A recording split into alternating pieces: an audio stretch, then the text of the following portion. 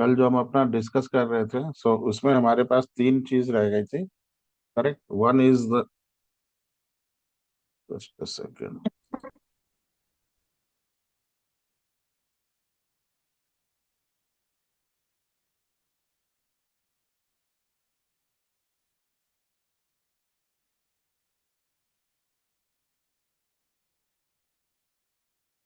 First thing which was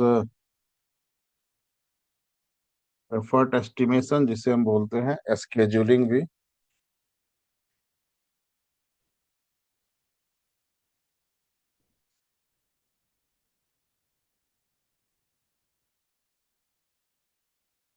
then the second was risk approval, हमने देख लिया था का डॉक्यूमेंट को अप्रूव करने का।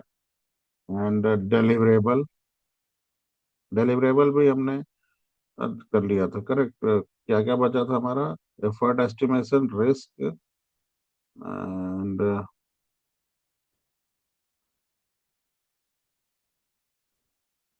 from this, what was the left?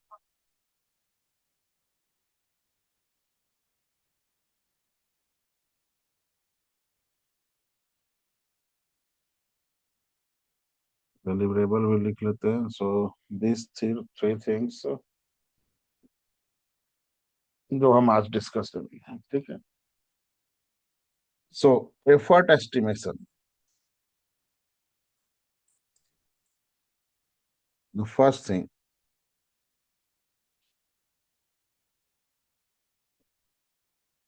effort estimation जिसे हम scheduling भी बोलते हैं,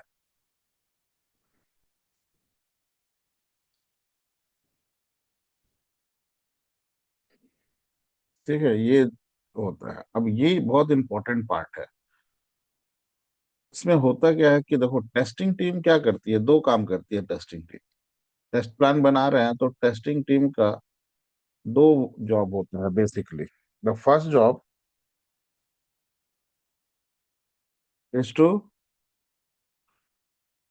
design test case,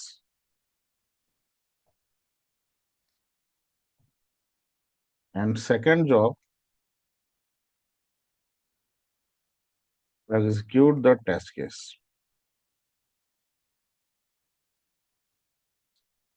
These two things are basically the testing team job, ठीक है। सो क्या करते हैं टेस्टिंग टीम जब टेस्ट केस डिजाइन करती है, that is the first part. तो क्या होता है कि जो प्रोसेस है टेस्ट केस डिजाइन करने का, the first thing is requirement analysis. Second thing, test case design.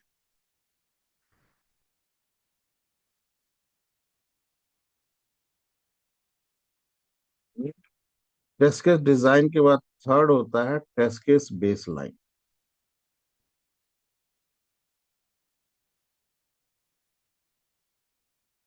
तीन चीज होना चाहिए, तब हमारा टेस्ट केस फ्रीज होता है। सॉरी, सडनली डिस्कनेक्ट हो गया था। सडनली डिस्कनेक्ट हो गया था।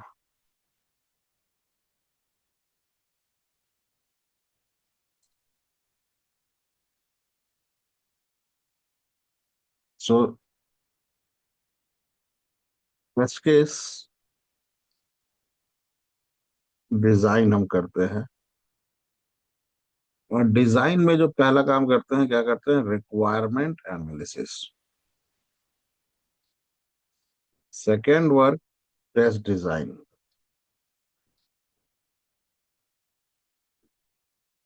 Third, test case baseline. ठीक है, ये काम करते हैं। एग्जीक्यूशन का पार्ट हम फिर देखते हैं। सो टेस्ट केस डिजाइन करने के लिए जो टेस्टर जितना टाइम लेगा, एंड टेस्ट केस एग्जीक्यूशन में जितना टाइम लेगा,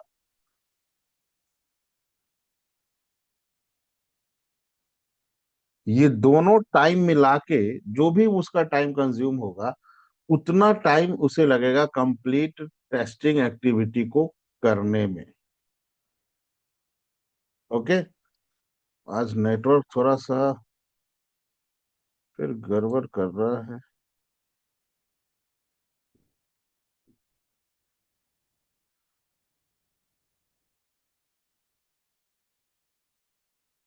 fine. So the first thing, requirement analysis करने में अब एज्यूम करते हैं, इसको समझने के लिए कि करते हैं, मान लो कि हमारे पास, सबसे पहले हम इसको लेके चलते हैं, टेस्ट केस डिजाइन को ही करने में कितना टाइम लगेगा। मानते हैं कि तीन टेस्टर हैं। ठीक है, तीन टेस्टर काम कर रहे हैं प्लस एक टीएल है। अब तीन टेस्टर में टेस्टर ए, बी, सी। ए का जो है एक्सपीरियंस, ये 0 ईयर। बी का एक्सपीरियंस 2 ईयर है एंड सी का experience 3 year.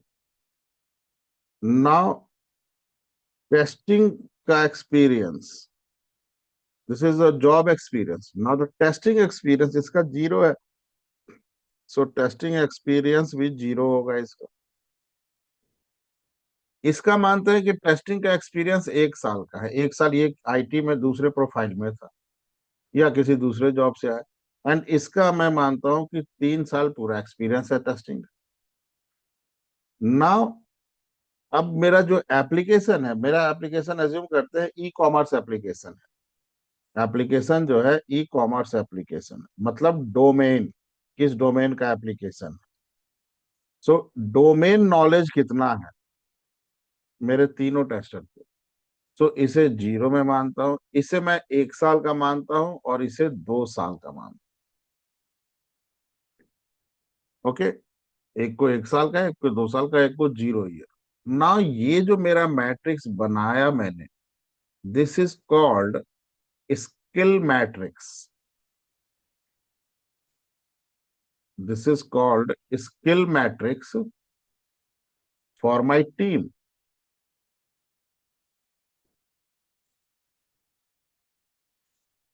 Okay, skill matrix for my team. अब जिसे 0 ईयर का एक्सपीरियंस है, उससे मैं क्या एक्सपेक्ट कर सकता हूं कि वो कितना टेस्ट केस डिजाइन करे? बिल्कुल भी नहीं। ना रिक्वायरमेंट एनालिसिस फर्स्ट थिंग, तो मैं तीनों टेस्टिंग टीम को, तीनों टीम मेंबर को बोलता हूं एज ए टीएल, मैं बोलता हूं कि ठीक है, आप लोग और इस पूरे रिक्वायरमेंट को स्टडी करो। और रिक्वायरमेंट का जो साइज होता है, बेस्ड ऑन दैट साइज, मैं बोलता हूं कि चलो ठीक है, आप 2 डेज ले लो कंप्लीट रिक्वायरमेंट एनालिसिस करने के। अब रिक्वायरमेंट एनालिसिस तीनों ने किया 2 दिन में। कुछ क्लैरिफिकेशन लॉग बना उनका, जिसमें उन जो हमने डिस्कस किया था कि कुछ रिक्वायरमेंट नहीं समझ में आया, सो हमारा एक क्लैरिफिकेशन लॉग बना। सो क्लैरिफिकेशन लॉग उन्होंने प्रिपेयर किया।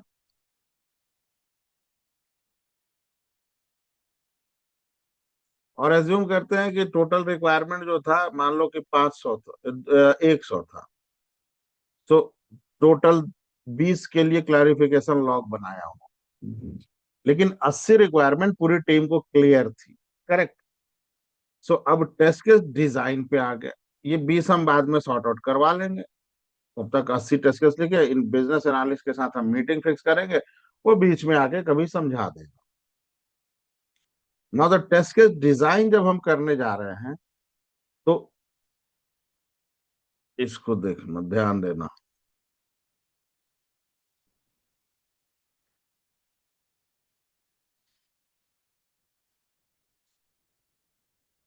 ए है, बी है और सी है, और डी है इसका टीम लीड। अब ए जो है, इसको मैं लाइन बना देता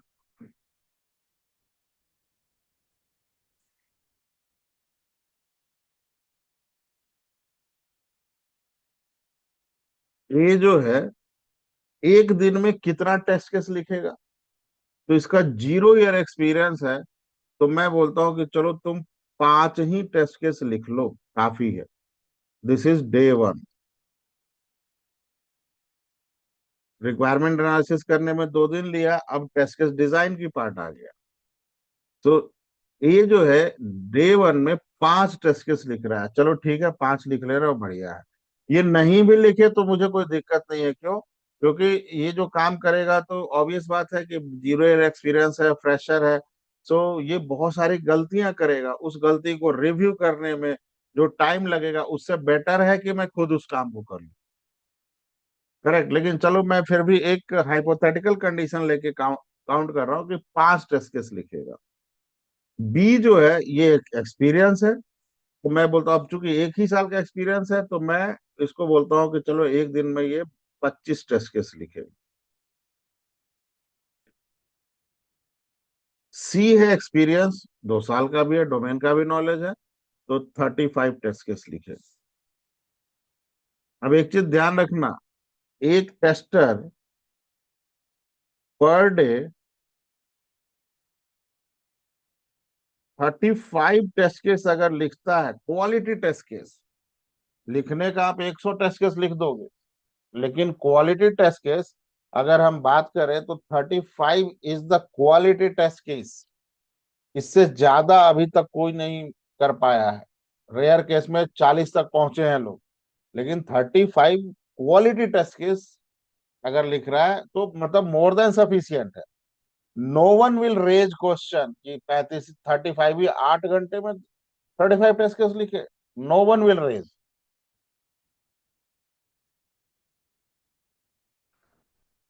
एंड डी, चूंकि टीम लीड है तो ये एक भी टेस्ट केस नहीं लिख रहा। नाउ डे 2, मैंने बोला कि, और टोटल हमारे पास कितना रिक्वायरमेंट है, मान लेते हैं 100 रिक्वायरमेंट है, और टेस्ट पूरी टीम बोली कि हम 300 टेस्ट केस लिख लेंगे। मतलब ऑन एन एवरेज मैंने बोला एक पॉजिटिव एक निगेटिव और एक ऐसे टेस्ट केस लिखेंगे। तो एक रफ आइडिया हम टेस्ट केस काउंट का ले रहे हैं कि 300 टेस्ट केस के आसपास होना चाहिए एप्लीकेशन। नाउ डे 2, ये अपना 5 टेस्ट केस लिख रहा है, ये 25 टेस्ट केस लिख रहा है, एंड ये 35 टेस्ट केस लिख रहा है। एंड डे 1 में टोटल कितना टेस्ट केस लिखा गया? 65। 65 टोटल टेस्ट केस लिखा गया डे 1 में। यहां लिखते हैं इसको, यहाँ कंफ्यूजन होगा। डे 1 में 65 टेस्ट केस लिखा गया। ना, डे 2 में भी 65 टेस्ट केस लिखा गया, लेकिन अब डे 2 में क्या करेगा कि जो टीम लीड है वो इन सब के टेस्ट केस को रिव्यू करेगा कि टेस्ट केस सही तरीके से लिखा हुआ है कि नहीं, ऑब्जेक्टिव सही है कि नहीं, टेस्ट डेटा सही है कि नहीं, स्टेप सही लिखा है कि नहीं, ऑब्जेक्टिव कहीं 2-4 ऑब्जेक्टिव एक ही टेस्ट केस में तो नहीं मर्ज कर दिया है। ये सब कुछ रिव्यू टीम लीड कर रहा है, मान लो। तो डे 2 में इसने 65 टेस्ट केस को रिव्यू किया,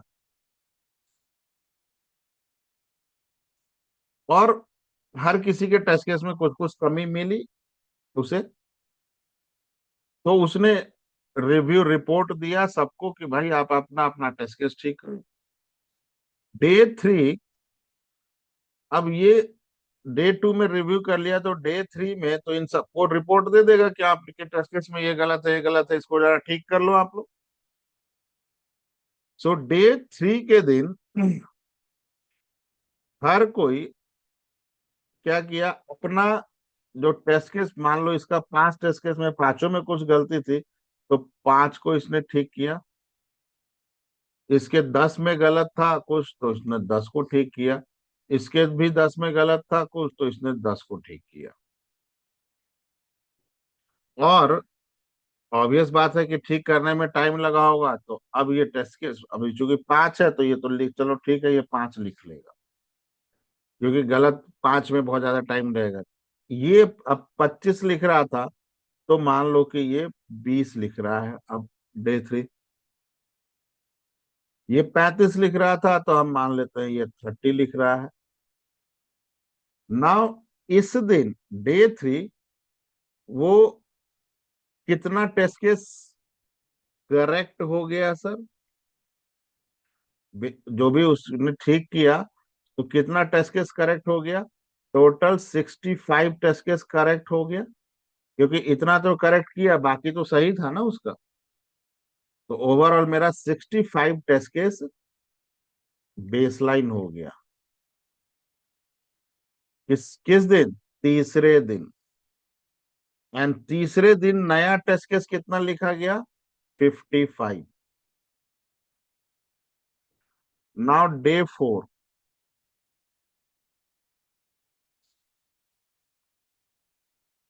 डे 4 के दिन ये वाला टेस्ट केस रिव्यू होके, ये वाला टेस्ट केस इस दिन रिव्यू हुआ। देन डे 4 के दिन इन लोगों ने अपना टेस्ट केस लिखा फिर से नया, एंड दिस टाइम फिर से 5, 25, 65 टेस्ट केस लिखा। एंड इस दिन टीम टीम लीड जो था, उसने इतने टेस्ट केस को रिव्यू किया, मतलब डे 3 के टेस्ट केस को डे 4 के दिन रिव्यू किया। And those test case are 55 test case, इसको रिव्यू किया। नाउ डे 5 रिव्यू करके मान लो फिर वैसे ही 5-10 ऐसे करके आया लोगों का। इसका 5 आया, इसका 10 आया, और इसका भी 10 आया।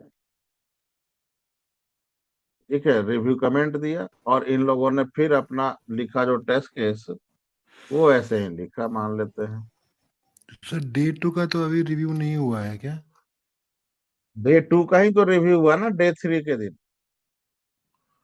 तो सर डे 1 का कब रिव्यू होगा? सॉरी, डे 1 का रिव्यू हुआ डे 2 के दिन। डे 1 जब कंप्लीट हो गया, एंड ऑफ द डे हो गया ना, डे आज आपने टेस्ट केस लिखा, तो आप शाम में 5-6 बजे तक टेस्ट केस लिखे ना, तो टीएल अब 6 बजे के बाद थोड़ा ना रिव्यू करेगा, वो तो दूसरे दिन रिव्यू करेगा ना।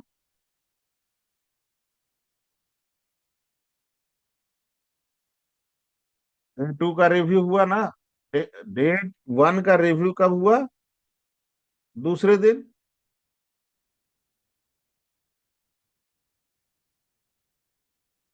और डे 2 का रिव्यू हुआ तीसरे दिन।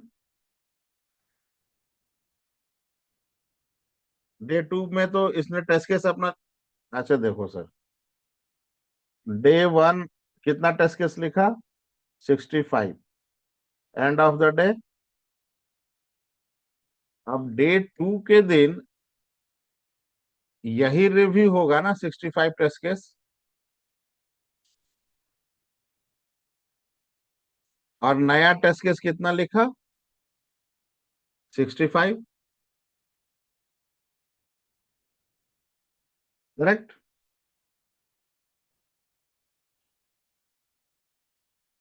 डे 3 ये 65 टेस्ट केस को फिक्स किया, तो बेसलाइन हो गया। और नया कितना लिखा? 55।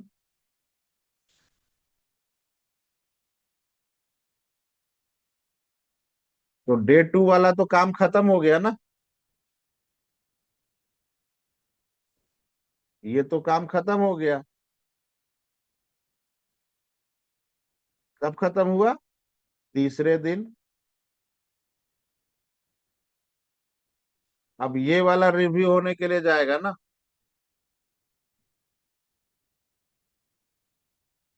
ये वाला रिव्यू होने के लिए कब जाएगा?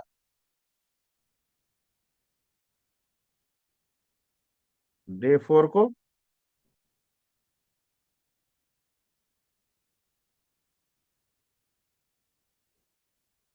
क्लियर है अजय?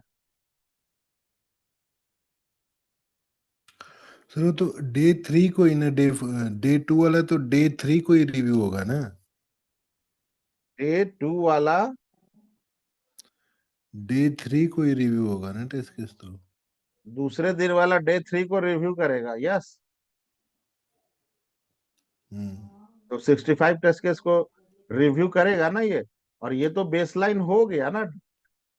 तीसरे दिन तो ये ये इतना नया लिखा और इतना बेसलाइन हो गया ना, ये रिव्यू है। ये वाला है यहाँ पे। और ये रिव्यू हो गया था ना, तो ये आ गया यहाँ पे, बेसलाइन हो गया। सर अभी भी आप कंफ्यूज हो रहे हैं, डे 1 आप और ऐसे डे 2। समझो, आप ऐसे समझो, आप ऐसे समझो। हम लोग यहाँ पे 4 लोग हैं, ठीक है। हम दो ही लोग को लेते हैं। आपने आज टेस्ट केस लिखा, तो शाम में आपका टेस्ट केस कंप्लीट हुआ। हम्म। तो अब मैं इसका रिव्यू कब करूंगा? कल। करेक्ट। हम्म। कल फिर आपने जो टेस्ट केस लिखा, उसका रिव्यू मैं कब करूंगा? परसों।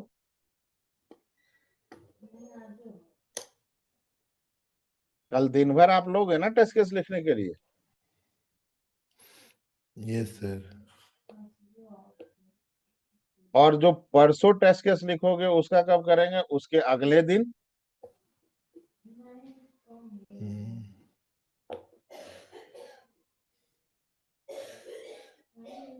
यहाँ देखो sir, Monday, Tuesday, Wednesday, Thursday, Friday. Monday आपने मान लो कि 10 टेस्ट केस लिखा। इसका रिव्यू मैं कब करूंगा? ट्यूसडे को।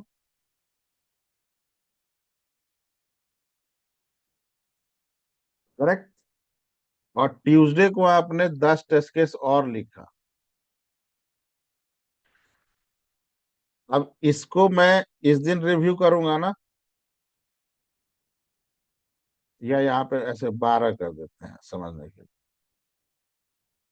इसको रिव्यू मैं अगले दिन करूंगा। करेक्ट। और ये जो रिव्यू करके मैंने जो आपको सबमिट किया, तो ये 10 टेस्ट केस आप इसको अपडेट कर दिए, तो बेसलाइन हो गया। और फिर आपने लेट से कि 15 टेस्ट केस लिखा, तो टोटल टेस्ट केस कितना बेसलाइन हुआ? 10। ये वाला।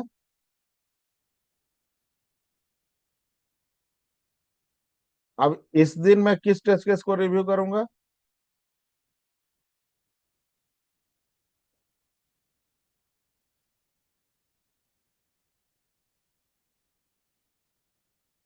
करेक्ट।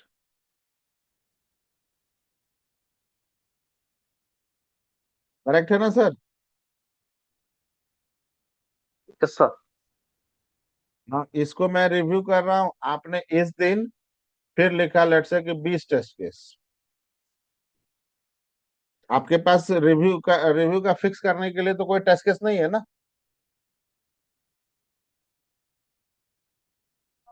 Yes sir. ना। अब मैंने इसको रिव्यू कमेंट दे दिया आपको। अब आप अगले दिन आए, तो अगले दिन मैं इसको ठीक रिव्यू करूंगा। और आप ये जो रिव्यू कमेंट था, इसको 15 को आप बेसलाइन करोगे। और लेट से आपने फिर से 18 टेस्ट केस लिखा। तो जो जो रिव्यू करेंगे वो बेसलाइन टेस्ट केसेस हो गए सर। हाँ, रिव्यू करने के बाद फिर आप उसमें करेक्ट करोगे ना, तभी तो हाँ। बेसलाइन होगा। अच्छा। अच्छा, जो करेक्टेड टेस्ट केसेस है वो बेसलाइन में आएगी। बेसलाइन में आ गया, yes. Okay sir. Ajay, clear है? Yes sir. सकती है।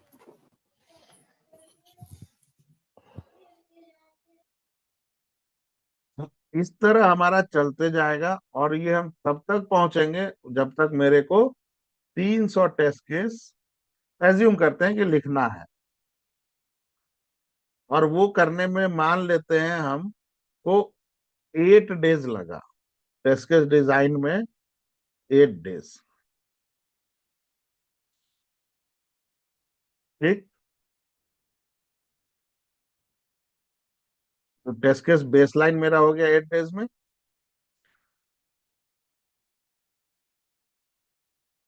ना। अब आते हैं एग्जीक्यूशन के पार्ट की तरफ। सो टेस्टर एक दिन में जो एग्जीक्यूट भी करता है ना,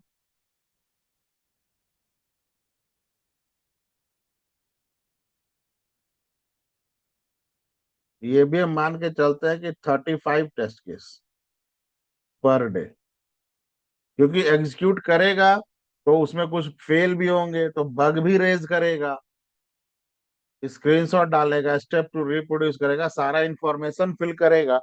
सो it will take some time. So 35 test case यहाँ पे भी एक स्टैंडर्ड प्रैक्टिस है। अब अच्छी अच्छी कंपनी में, एक स्टैंडर्ड कंपनी में जाओगे, अगर आप 35-40 कर दे, तो आपका मैनेजर, आपका जो भी ऊपर वाला है, कोई कुछ नहीं बोलेगा, हाँ भाई आज इसने बहुत काम कर लिया, because this is a bench. अब एक दिन में 35 टेस्ट केस आपने एग्जीक्यूट किया, 300 टेस्ट केस है, 3 टेस्टर है, तो एक दिन में हम कितना होगा, 105। तो मोटे तौर पे हम बोले तो 3 डेज में पूरा टेस्ट केस एग्जीक्यूट हो जाएगा।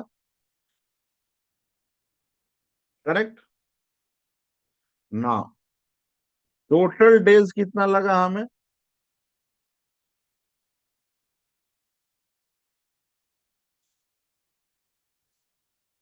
2 दिन रिक्वायरमेंट एनालिसिस में, 8 डेज टेस्ट केस बेसलाइन करने में, डिजाइनिंग में। सो this is 10 days for design. और ये 3 डेज जो लगा सर, एक बार टेस्ट केस आपने एग्जीक्यूट किया ना, लेकिन एक बार के बाद बग तो आएगा ना, बग फिक्स होके रीटेस्ट के लिए भी आएगा, एंड आप रिग्रेशन भी करोगे। तो अगेन अगर एक बार और आ गया, तो फिर से टोटल 300 तो टेस्ट केस रन करने ही पड़ेंगे, तो फिर से 3 दिन लग जाएगा। मतलब this is for first iteration and this is for second iteration. और हम 2 आइट्रेशन ही मान के चलते हैं। इन रेयर केस में 3 आइट्रेशन भी आप मान के चल सकते हो। तो लेट से कि मैं बोलता हूं कि 3 दिन लग रहा है फिर से थर्ड आइट्रेशन में। तो एग्जीक्यूशन में कितना टोटल टाइम लगा सर, 3 3 6 3 9 डेज। और इसमें हम क्या क्या कर रहे हैं, रिग्रेशन भी कर रहे हैं, प्लस रीटेस्टिंग भी कर रहे हैं। सो 9 डेज फॉर एग्जीक्यूशन। ओके। और 3 टेस्टर है हमारे पास।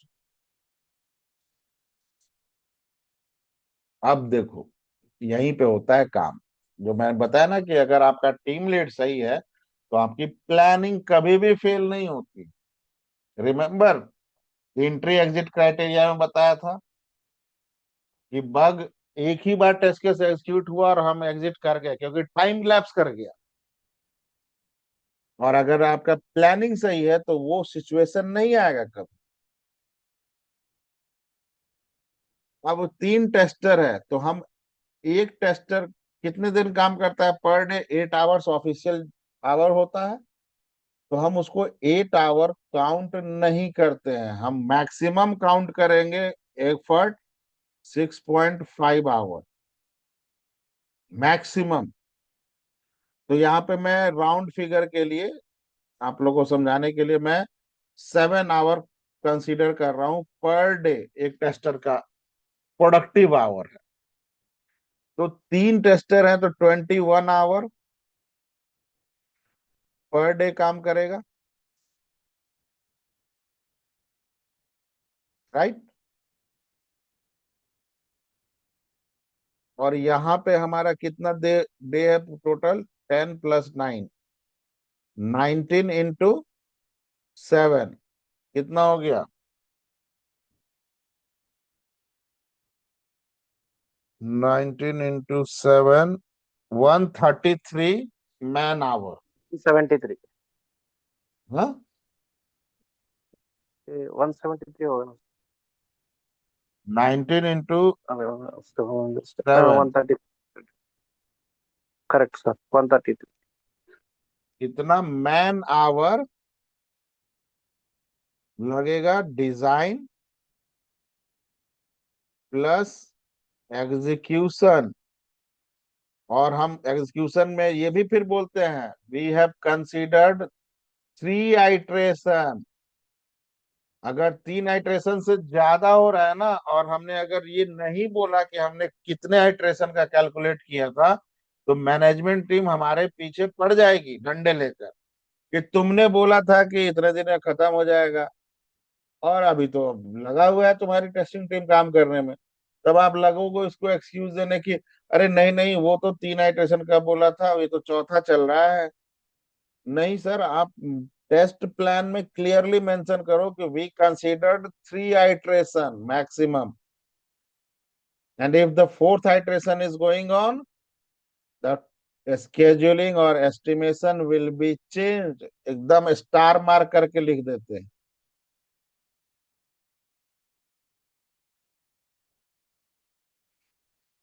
सो 133 मैन आवर लगेगा execution, sorry, design plus execution दोनों को करने में। क्लियर है? लेकिन ये भी एक ऐसा नंबर है जिस पे हम स्टिक नहीं हो सकते हैं। तो हम क्या करते हैं, पहले तो ज्यादा लेते थे, अब इसमें हम 20%, 133 का 20% कितना हो गया सर? 26.6 के आसपास होगा। तो मतलब 133 + 26.6, तो 159.6 हो जाएगा, जो कि हम मान लेते हैं 160 मैन आवर का हम एस्टिमेशन भेजते हैं। और ये जो 20% हमने लिया है, ये बफर टाइम लिया है। ये बफर टाइम लिया है, और ये बफर टाइम 20% जो हम लिख लिए हैं, ये हम कभी मेंशन नहीं करते हैं। वहां पे हम बोलते हैं कि भाई हमने बफर के साथ बताया है। वो कोई भी पूछेगा आपसे कि बफर कितना लिए हैं, तो स्मार्ट टीम लीड हमेशा बोलता है वही 10-12% के आसपास बफर है। वो ये फिगर कभी नहीं बताता। जहां पहले 20% बोल दिए, पहले तो हम 30% यूज करते थे 2013-14 तक, लेकिन उसके बाद से लोगों ने शुरू कर दिया कि 30% नहीं यार, इसको 20% करो।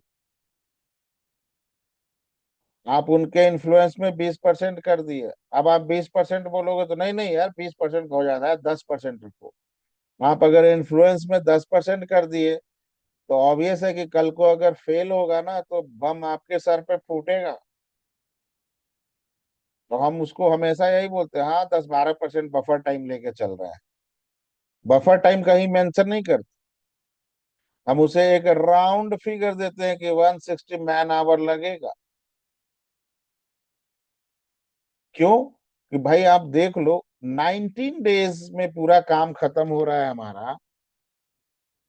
तो दिस 19 डेज में ऐसा तो नहीं है ना कि वो तीनों टेस्टर एकदम फिक्स्ड है कि 9 to 6 ऑफिस आएगा ही। हो सकता है कि कोई टेस्टर की तबीयत खराब हो गई, एक दिन नहीं आ पाया वो, या दूसरा एक टेस्टर उस दिन छुट्टी पे है और दूसरे टेस्टर बोला कि आज मैं सेकेंड हाफ में आऊंगा। तो वो टाइम तो आप दोबारा तो घड़ी घुमा नहीं सकते हो। तो यही बफर टाइम आपको हेल्प करता है वहां पर। इसलिए टेस्ट प्लान में आप देखोगे कभी भी हम उसे राउंड फिगर वैसा निकाल के नहीं देते कि हमने बफर टाइम क्या लिया है। आप देखो यहाँ पे एक सैंपल टेस्ट प्लान जो अभी मैं बना रहा हूँ, आप लोग को भेजूंगा मैं ये।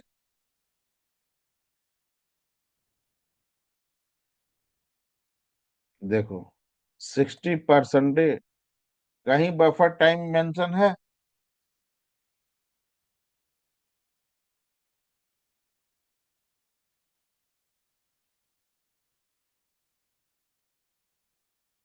नहीं है ना?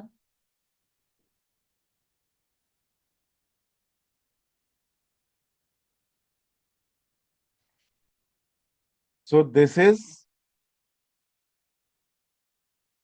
Your effort sir estimation. आप ये जो है ये बल्क टेस्ट केसेस है ना सर, इसका एफर्ट कर रहे हैं आप एस्टिमेशन। यस, पूरे कन्वेंशनल मेथोडोलॉजी में जब हम टेस्टिंग करते हैं, जैसे वाटरफॉल है, वी मॉडल है,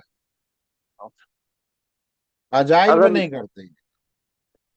हम्म, सर थोड़ा अजेल का भी एस्टिमेशन कैसा करना है, यूजर स्टोरी है तो उसका भी बता दें। अजाइल का एस्टिमेशन कुछ नहीं होता। अजाइल में तो आपको उस स्प्रिंट में खत्म करना ही करना है। उसका ग्रूमिंग सेशन आता ना सर, उसमें पूछ रहे थे इसका एस्टिमेशन देव बोल के पूछ रहे थे। ग्रूमिंग उसके बाद सेशन, स्टोरी स्टोरी पॉइंट्स भी पूछ रहे थे सर, वो कैसा, मैं थोड़ा लैकिंग हुआ उसमें। वो आपने क्लास मिस कर दिया ना।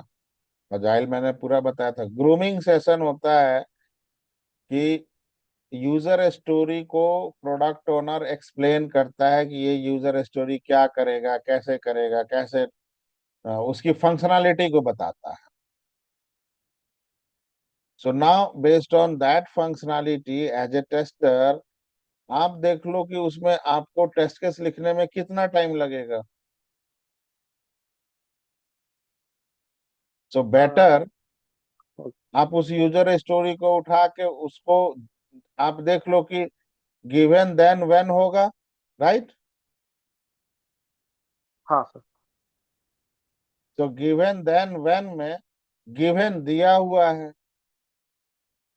और व्हेन में कंडीशन होगा। तो जितने कंडीशन है, आप अगर हर एक कंडीशन के लिए सपोज करो कि आपने 5 मिनट का टाइम लिया या 10 मिनट का टाइम लिया और 10 कंडीशन है, तो 100 मिनट, 1 एंड 1 आवर 30 मिनट्स या 40 मिनट्स ले लो। तो हम उसको बोलते हैं चलो भाई एक दिन में हम एक यूजर स्टोरी का टेस्ट केस लिखेंगे। Don't take more than that.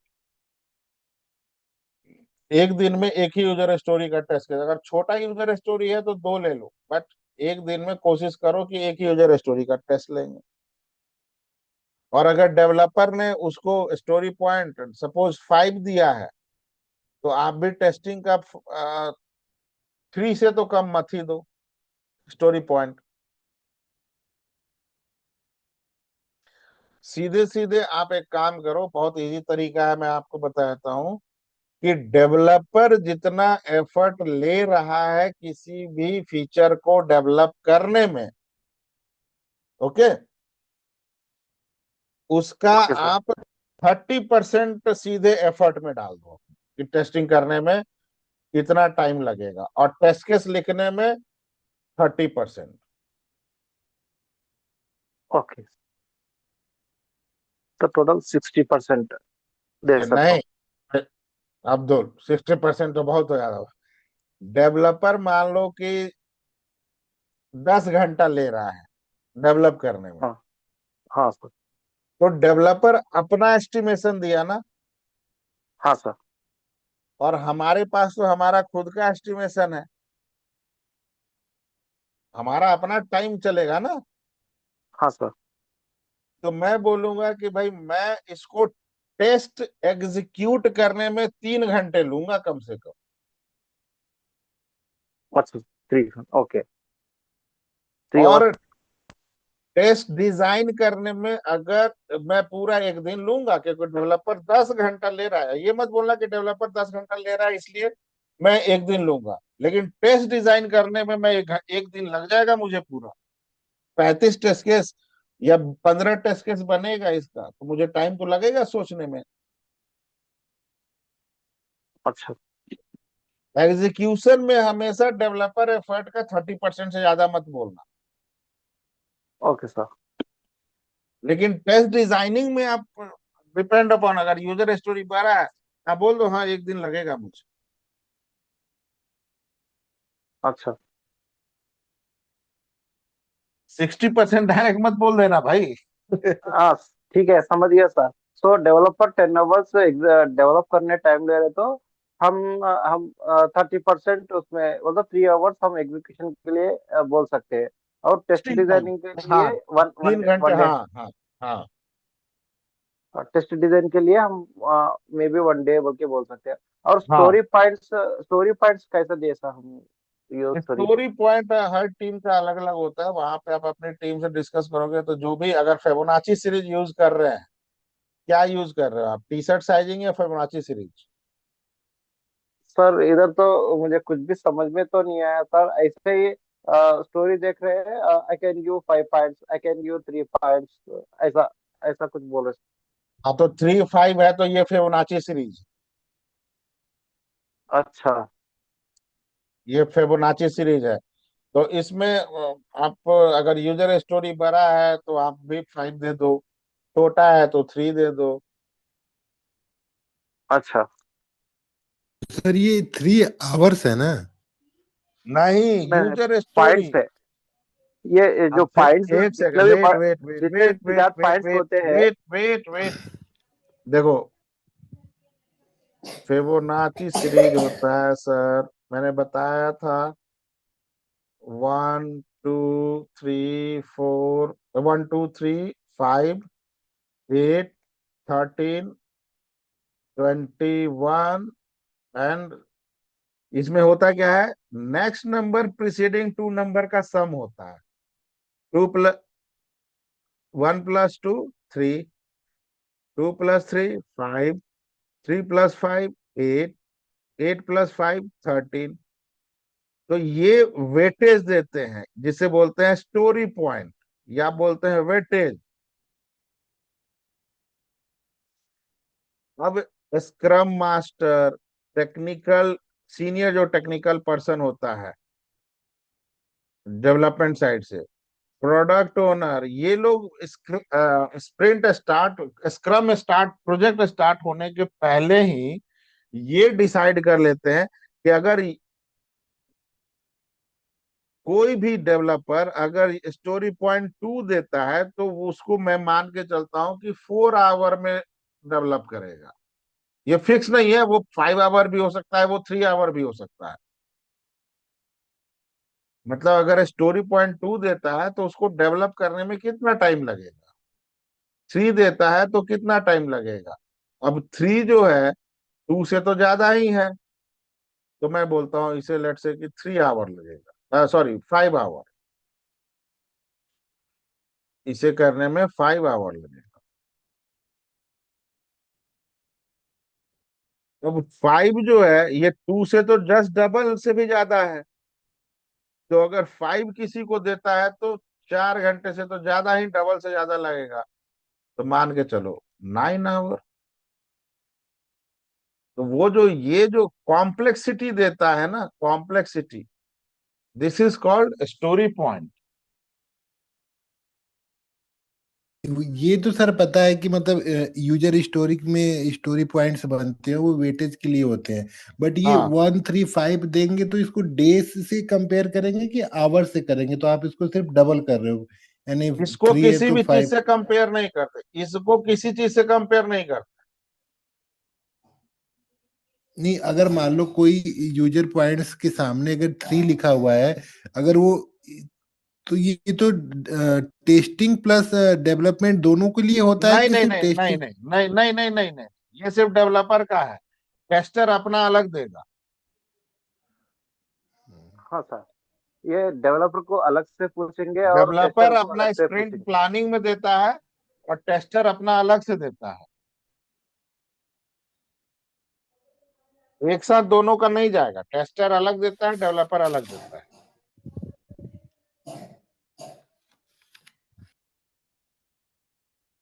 Sir मानो डेवलपर 3 पॉइंट्स देके है एक यूजर स्टोरी को, सो हम हमको ही पूछा गया, टेस्टर को कितने एस्टिमेट कर रहे हैं वो के पूछे, तो हम भी 3 बोल सकते हैं सर।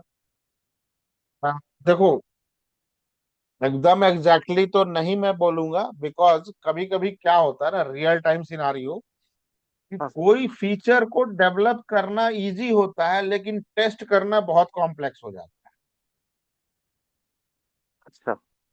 और किसी फीचर को डेवलप करना बहुत कॉम्प्लेक्स होता है लेकिन टेस्ट करना बहुत इजी।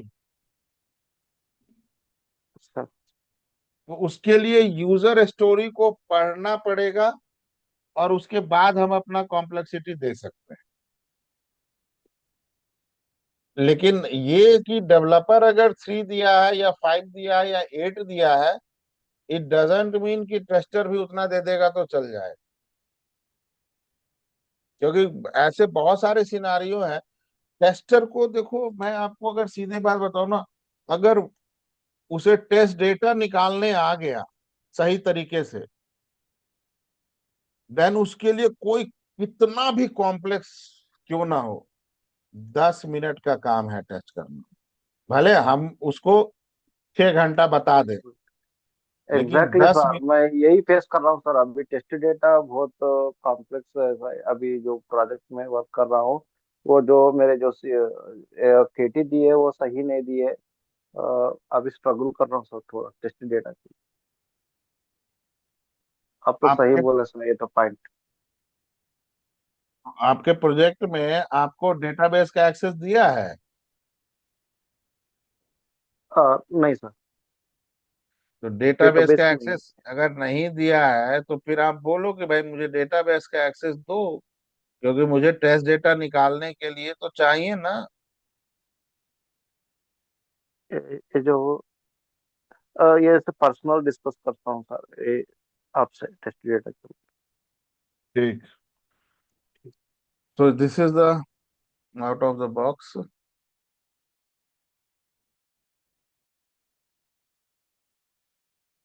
ये सर क्लियर है थैंक यू इसके जो sir.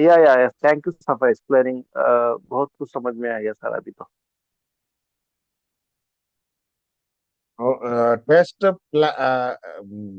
Test effort estimation clear हो गया ना? अब आते हैं हमारा जो था दूसरा, रिस्क।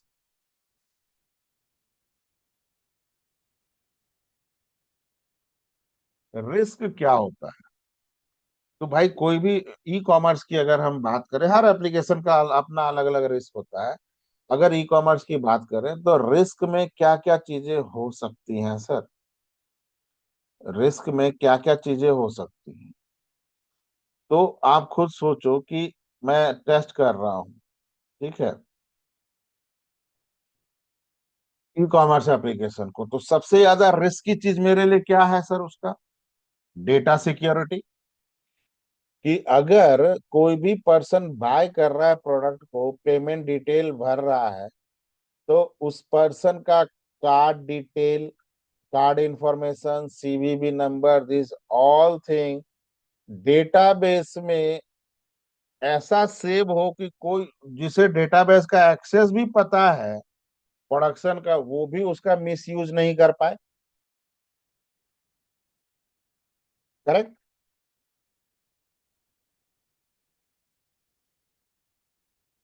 तो इसका यस सर। मतलब क्या हुआ कि जैसे ही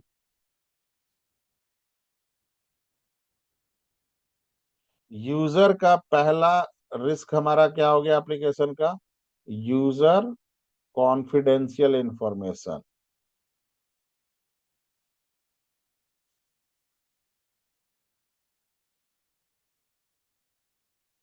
पहला इंफॉर्मेशन, मान लो यूजर के वॉलेट में भी अपने यूजर 2000 5000 रुपया रखता है ई कॉमर्स के, तो एक उसका मुझे क्या करना होगा, पासवर्ड प्रोटेक्ट करना होगा।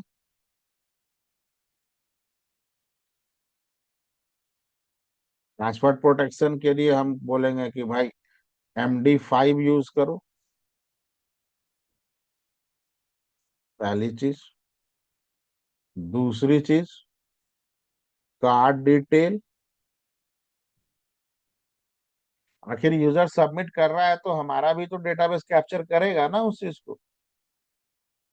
तो कार्ड डिटेल जब सेव हो तो ये मास्क होके सेव हो।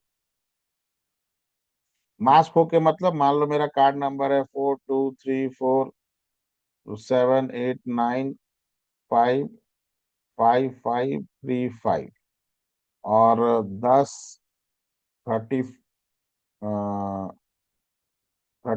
30 एक्सपायरी डेट है, एंड CVV नंबर है 709।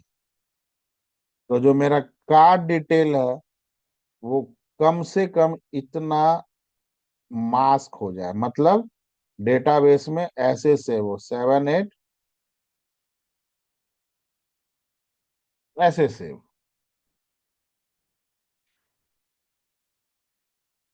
ये जो डेट है, एक्सपायरी डेट, ये भी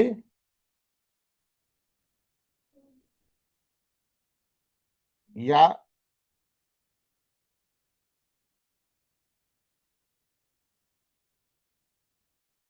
ऐसे सेव हो। एंड दिस ऑल्सो, इसे इनक्रिप्ट करके कुछ और फॉर्मेट में ले जाए या फिर ऐसे सेव हो, जिससे प्रोडक्शन का भी, जिसे डेटाबेस का एक्सेस है, वो भी इसके इंफॉर्मेशन को नहीं देख सके। तीसरी चीज, कस्ट ये सब यूजर क्रेडेंशियल है sir. Customer user confidential information, customers phone number. Fourth, customers address database में सेव ना हो, मास्क हो जाए। कुछ फ्रंट एंड पे दिखे तो ठीक है, वो तो कस्टमर को दिखेगा, वहां से प्रिंट निकलेगा, प्रोडक्ट कुरियर होगा, दैट ऑल द थिंग्स। लेकिन डेटाबेस में सेव अगर हो रहा है पूरा एज इट इज, तो डेटाबेस से तो कोई भी कॉपी कर लेगा, तो एक बार में लाखों करोड़ों यूजर का डेटा चला जाएगा। लेकिन फ्रंट एंड से लाखों करोड़ों यूजर का डेटा, जिसके पास इतना टाइम है, बैठ के निकालते रहे फिर। So these things comes under the risk factor. तो अब इसे हम हैंडल कैसे करेंगे? तो हम बोल रहे हैं भाई रिस्क है, तो मिटिगेशन प्लान उसी समय हम डालते हैं।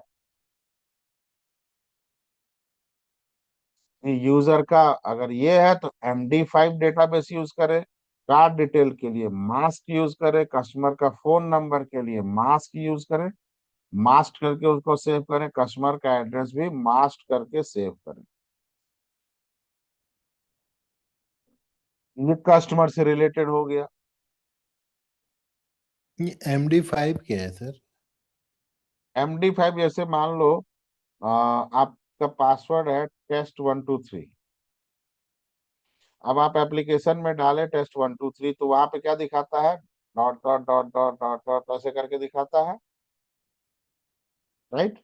लेकिन ये डेटाबेस में डॉट डॉट डॉट डॉट करके थोड़े ना जाएगा, वो तो डायरेक्ट ऐसे जाएगा, टेक्स्ट जाएगा जो आपने डाला है। तो पीछे इंक्रिप्शन के लिए MD5 हम लिखते हैं। तो जब MD5 में ये वैल्यू पास होता है ना, तो डेटाबेस में 25 30 कैरेक्टर का रैंडम कुछ भी नंबर बना देता है। ये डेटाबेस जब मैं बताऊंगा अभी आपको, तो वो MD5 दिखाऊंगा, प्लस API भी करवाऊंगा तो MD5 बताऊंगा, क्योंकि डेटा वही, API ही तो आपका पासवर्ड लेके जा रहा है। तो वो डेटाबेस में जब ले आता है तो बाय डिफॉल्ट MD5 एक इंक्रिप्शन टेक्निक है। ये एक इनक्रिप्शन टेक्निक है जो कि इस पासवर्ड को एनक्रिप्ट कर देता है।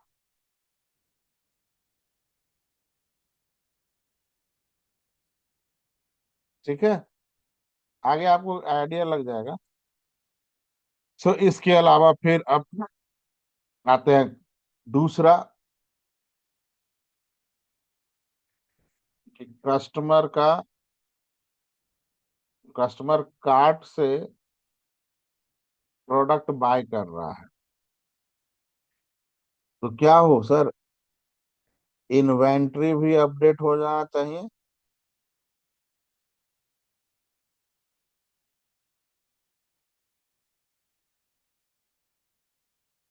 इन्वेंट्री अपडेट हो जाए, जैसे मान लो कि मेरी इन्वेंट्री में 10 फोन पड़ा हुआ है एंड 9 फोन कस्टमर ने ऑर्डर कर लिए। सो मुझे भी पता है यार, अगर इतना ऑर्डर हो रहा है फोन, तो इमीडिएटली मैं या तो इन्वेंट्री में और भी फोन ऐड कर दूं, या एक फोन जैसे और परचेज हो जाए तो ये प्रोडक्ट फिर डिस्प्ले नहीं हो एंड यूजर को, नहीं तो वो ऑर्डर कर देगा और अगर प्रोडक्ट मिला ही नहीं तो फिर क्या करेंगे। तो डिस्प्ले ना हो। करेक्ट। सारा ऑर्डर हो गया, अगर एक्स्ट्रा पड़ा है तो चलो इन्वेंट्री में ऐड कर देंगे तो फिर से आ जाएगा। तो जैसे कस्टमर कोई भी बाय करे प्रोडक्ट, तो मेरा इन्वेंट्री भी पैरेलली अपडेट हो जाए। Right. Yes sir. So these two are important. Now other risk, ये भी इंपॉर्टेंट है। पेमेंट कस्टमर ने किया, but due to some issues, network issue, मेरे सिस्टम को पेमेंट कंफर्मेशन, मतलब merchant did not received payment confirmation.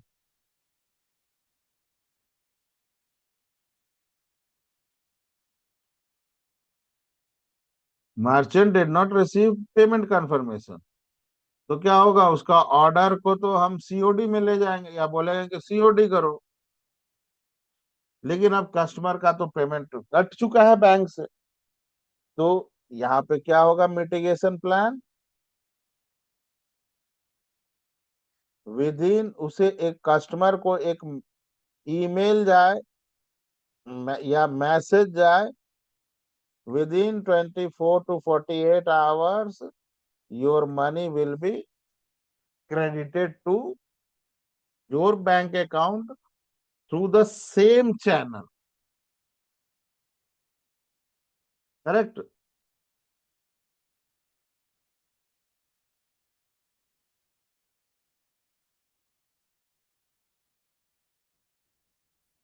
So these are the risk, and we have implemented the mitigation plan. So risk क्या हो गया कि which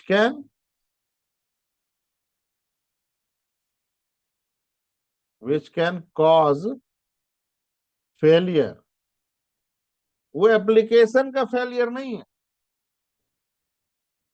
लेकिन वो एक डिजास्टर हो सकता है। और mitigation plan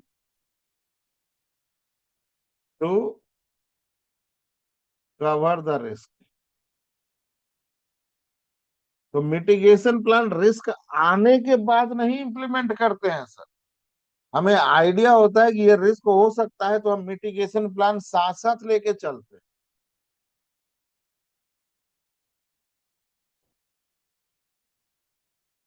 okay, so this is called overcome to risk.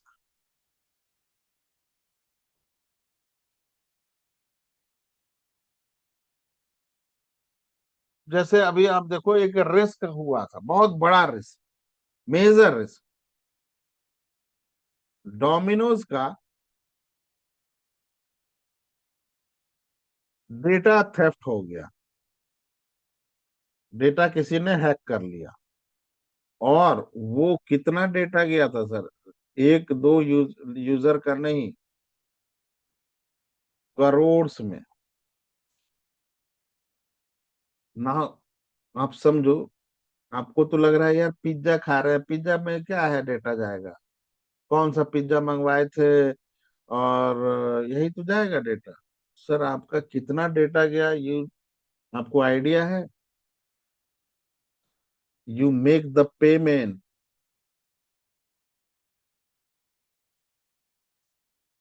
Credit card से किया, डेबिट कार्ड से किया। क्रेडिट कार्ड 4 से स्टार्ट था, तो मतलब वीजा।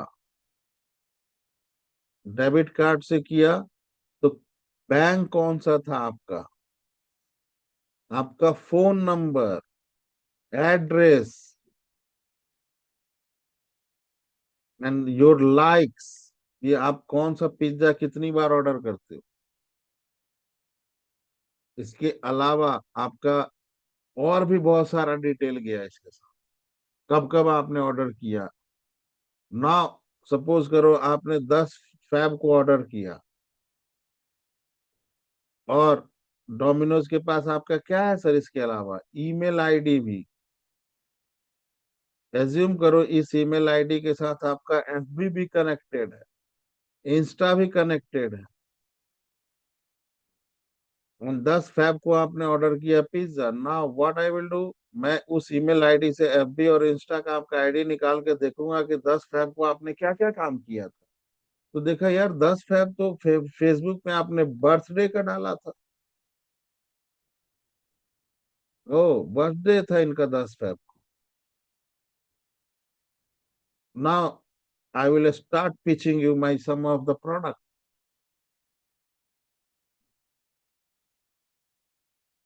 आपका डेटा अब पूरे दुनिया में घूम रहा है।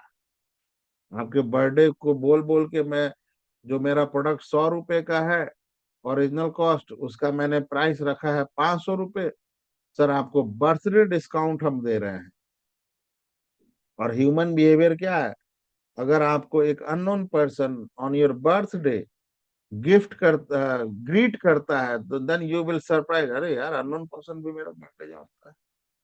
और दो बात हम ऐसे बोल दिए, sir you are a very loyal customer and this that फलाना ढिमकाना, आप धीरे धीरे धीरे धीरे क्या होगा, एक सेल्फ अपन ही भगवान है में चले जाओगे, राइट।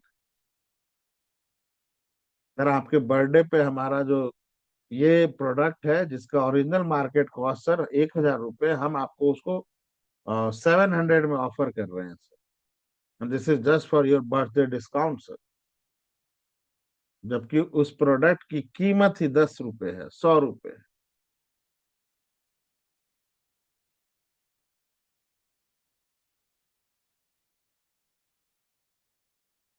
ये तो थोड़ा बहुत इंफॉर्मेशन है, कितना आपका डेटा अभी निकल के गया। फेसबुक, इंस्टा, आप फिर गूगल पे देखा गया कि आप गूगल पे क्या रिव्यू आप किए हो उस ईमेल आईडी से।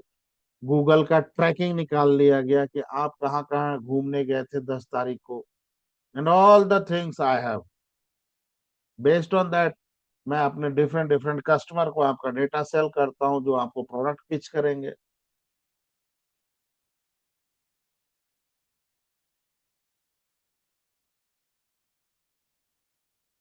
ओके। सो जब रिस्क होता है तो हम प्रायरली, मतलब एडवांस में मिटिगेशन प्लान को इम्प्लीमेंट करते हैं।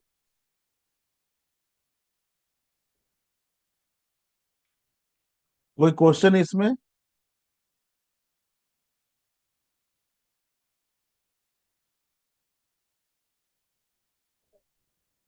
नहीं, चलो ठीक है। तो अभी मैं अब आपको जैसे एक और जो एक दो चीज था हमारा टेस्ट प्लान का, जैसे हमने देखा था रिवीजन हिस्ट्री,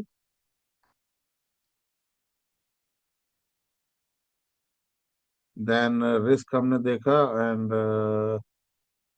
उसके अलावा और क्या था, डिलीवरेबल का तो डॉक्यूमेंट मैं आपको भेजूंगा, जो भी डॉक्यूमेंट्स होते हैं एंड ऑल द थिंग्स। तो रिवीजन हिस्ट्री भी एक बार मैं आपको रियल टाइम में जो होता है वो दिखा देता हूँ। और ये टेस्ट प्लान जब मैं कंप्लीट कल तक हो जाएगा, मैं अभी शाम में बैठा था बनाने के लिए, so tomorrow I will send this test plan.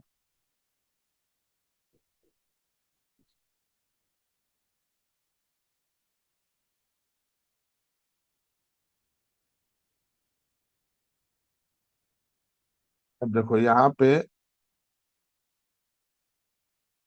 Approval है ना, सो सी, test plan will be reviewed by QA manager and QA head. After approval, it will be published to all stakeholders. ना इसका हिस्टोरिकल डेटा यहाँ पे देखो आप, revision history में version पहला मैंने बना के दिया तो ड्राफ्ट था राहुल सिंह, ना इसको रिव्यू किया रिव्यूअर ने, जो भी नाम था मैंने ऐसे ही कुछ भी नाम जो मुझे ध्यान आया मैं लिख दिया, रिमार्क प्रोवाइडेड। देन उसके रिमार्क को जैसे मैंने अपडेट किया तो वर्जन 10.1 पहले ड्राफ्ट था, रिव्यू होने के बाद जैसे मैं इसके रिमार्क को अपडेट करूंगा that document gets change to versioning में आ जाए 0.1। ऑथर ही चेंज करेगा डॉक्यूमेंट, ऑथर मैं ही हूं, मैंने चेंज किया, रिमार्क्स इनकॉर्पोरेटेड। दोबारा से उसे दिया रिव्यू करने के, भाई देख लो आप ठीक है, उसने देखा हाँ भाई सब कुछ ठीक है, अप्रूव किया। Now again it went to QA head के पास गया अप्रूव के लिए, क्यूए हेड है सुपरनोवा, उसने अप्रूव कर दिया, खत्म। करेक्ट। सर ये सुपरनोवा नाम कहाँ से आया? सुपरनोवा ऐसे जस्ट गैलेक्सी का एग्जाम्पल होता है नेम ना है। सुपरनोवा। ये मेटा की डिवाइस है सर एक। किसकी? जस्ट एक नेम है। मेटा की एक डिवाइस है सुपरनोवा सर। उसने गैलेक्सी के नाम पे, सुपरनोवा तारे का नाम है जिसके पास बहुत ज्यादा एनर्जी होता है। We are testing the supernova device sir. ओ, तो मैंने तो ऐसे ही रैंडम लिख दिया सुपरनोवा। ये बेसिकली एक स्टार होता है जिसके पास बहुत ज्यादा पावर होता है। तो फेसबुक भी आप कायदे से देखो तो क्या कर रहा है, अट्रैक्ट ही तो कर रहा है यूजर का पूरा डिटेल।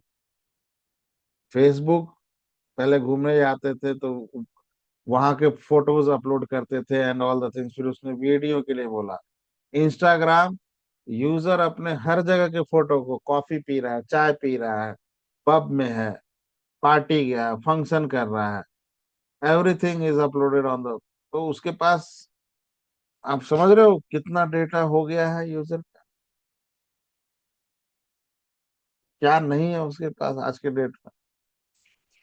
गूगल आपको हर minute to minute, second to second track करता है।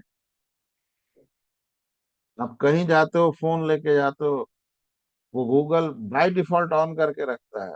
XYZ इतने सारे एप्लीकेशन आपने डाउनलोड कर रखे हैं, किसी के भी थ्रू वो आपका डेटा, आप इस मिनट पे इस सेकंड में कहाँ बैठे हुए थे, किस जियो लोकेशन में, each and everything is captured.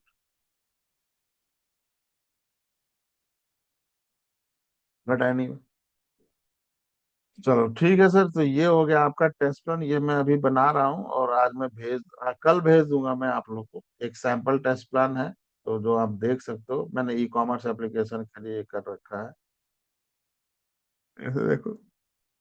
तो ये दो पार्ट लिखना बाकी है।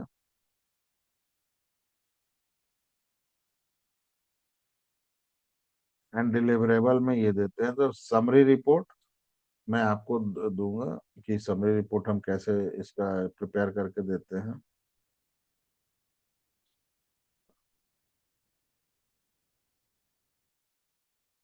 सर अभी तक जो क्लासेस हुए हैं उसका नोट्स मिलेगा सर हम? नोट्स तो नहीं आप बनाते, मैं किसी जो को आप नोट्स एक्सप्लेन बनाने कर रहे हो, देता ही नहीं, बनाने ही नहीं देता हूँ सर। क्यों पूछ रहा हूँ बोले तो आप जो एक्सप्लेन कर रहे थे रिटर्न एक्सप्लेनेशन वो बहुत अच्छा लगा सर।